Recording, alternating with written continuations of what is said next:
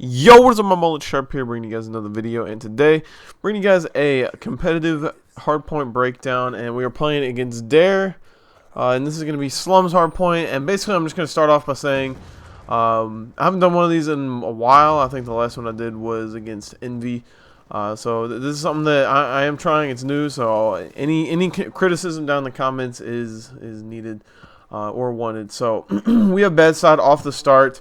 And usually our opening break, we send 2 people bricks, 1 guy graveyard, and then try to have our assault rifle guy take control of blue.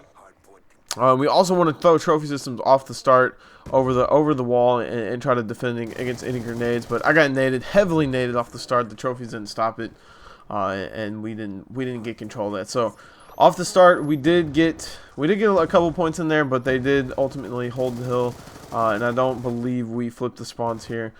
We do kind of start off slow. Now that's the thing about slums. Is on slums, it's really hard to bounce back from spawning on the bad side. The thing you want to make sure you don't do is give them streaks, because streaks control this map like no other. If you get streaks on slums, you pretty much are setting yourself up for a high chance opportunity to win the match. Now, when breaking this hill off the start, you're gonna want to push the left street. But you want to do a split push. You don't want to send all 4 people. Sometimes when I watch amateur teams, and I'm thinking about bringing back the amateur breakdown. I think doing an amateur breakdown for this game would be a lot better than what I did for MW3, just CTF. Because Hardpoint, there's so many things that people don't know about Hardpoint and don't know, what they're doing in Hardpoint and all these different things that I think I could help with, or at least give some advice to on videos watching amateurs play. But besides the point, we give up on that hill. 20 seconds. We rotate over here to the left side and hold the garage side. And notice how we have no one on the right side of the hill. That's a mistake that a lot of people make, is that they think that they need to have people stacked up in the hill, and that's not true.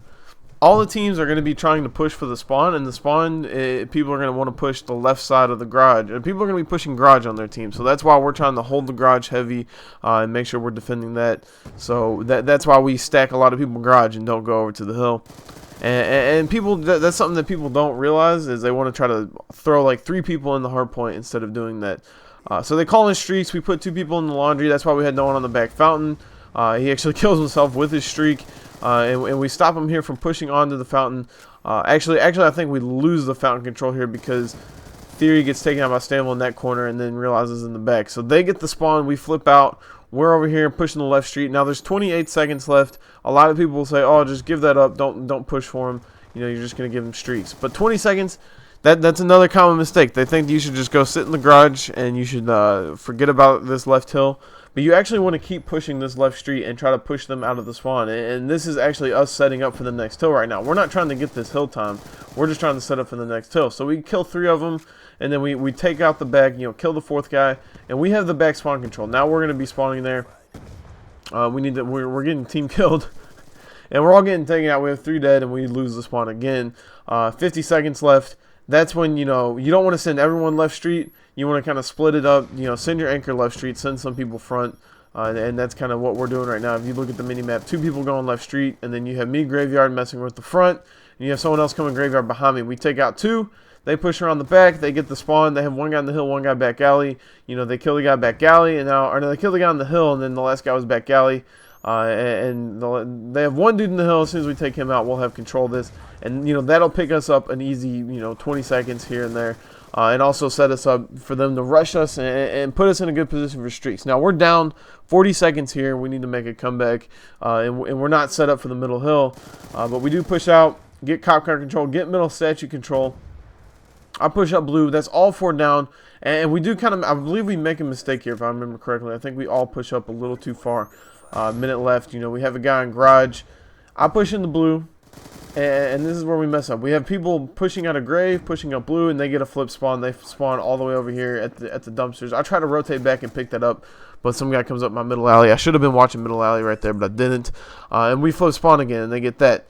Luckily for us, Goonjar, I think that's Goonjar at the cop car. Goonjar doesn't die at the cop car. I think Nezzo just picked up streaks on the middle hill, and like I said, streaks control a lot. Gunjar backed up and actually said he was close to streaks. So we're gonna have 2 people with streaks with 23 seconds. And now this is another thing where a lot of people say back up to the hill, quit pushing for this. You don't want to push for it, when actually, you know, you do want to try to push out, get control of that middle hill. But sometimes, you know, like in the transition time I would say is like the last 10 seconds of the hill, and that's transition time, to where if you die and your team's not, if you die pretty much any time, you're gonna get that really bad spawn all the way in the back. So this is where, like, I'm pushed up on middle statue, they're still spawning garage, and I'm gonna want to keep pushing up. I'm not gonna want to focus hill at all. I want to get cop car control, making sure that they don't get control of it, because if they get cop car, then we're gonna spawn out. Nezlo streaks him off cop car. I push up, hold statue, you know, get a kill right there, just running around mid-map. Now, this is a lot of things amateur teams don't do. I noticed that they don't just run around mid-map, kind of like it's a pub. You know, I'm just picking up kills left and right, looking everywhere, you know, killing people blue, killing people front garage, killing people graveyard. And now there's 20 seconds left, and I notice they stopped pushing, so we're going to start rotating and trying to set up for the next hill and, you know, streak them off the back. And you'll see later in this where the streaks do come in handy. So you see me and I believe Gunjar trying to work this guy garage, but he takes me out, and then Gunjar gets taken out by Heist. So, and that's not bad. We took the lead. We were down by 40. We've taken the lead, and now we're up by 40. And we have streaks, so we have time. We don't really need to, you know, worry about anything, rotate. And you see us, we're pushing garage. Like I said on the last side, this is where Dare's going to want to be holding the garage, and we're going to want to be pushing it. But like I said, we have the streaks, you know, kind of a choke call in right there where we didn't kill anyone with them. We give up on the garage, and we actually decide, you know, we're just going to push the hill out. So you see me and Nezlo pushing over here. I'm distracting. Nezlo's picking up kills. We get the hill control. We have Gunjar pushing the anchor. He gets taken out, but that distracts him enough for me to push around into the laundry. I get killed by Methods in the back, but Nezlo in theory take him out. Pick up 3 of them. We're spawning garage. That's 4 dead. So I'm going to cut across grave right here and cut them off coming blue. Now I know my teams are back there. My team is in the back.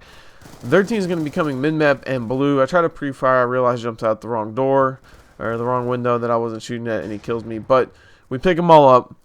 Time for us to rotate over here to the other hill. Now, I made a mistake. I'm going in the hill right now. I shouldn't be doing this. What I should be doing is either cutting through graveyard. I should have rotated through graveyard. I didn't. I don't know why I came over here to the right. But I didn't want to sit in the hill with my teammate. I should have gone through graveyard there instead of going to the right. That's kind of where I made a mistake. But, you know, whatever. So now we have 2 people in the hill. I realize that. I say, you know, I'm going to push out. Kind of a late push. I get killed off of it.